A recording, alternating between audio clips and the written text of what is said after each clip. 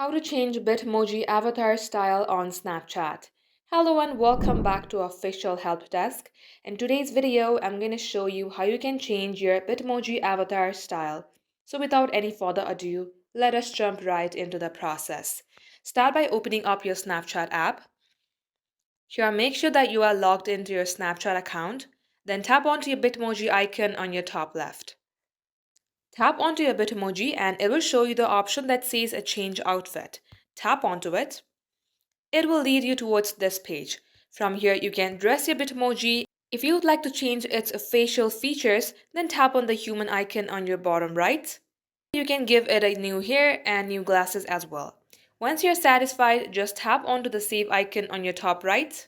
If you would like to change its pose and background, tap on pose and background on the second option.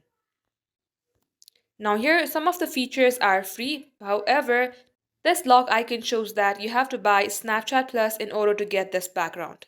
Once done, tap on to save. And just like so, this is how you can do it.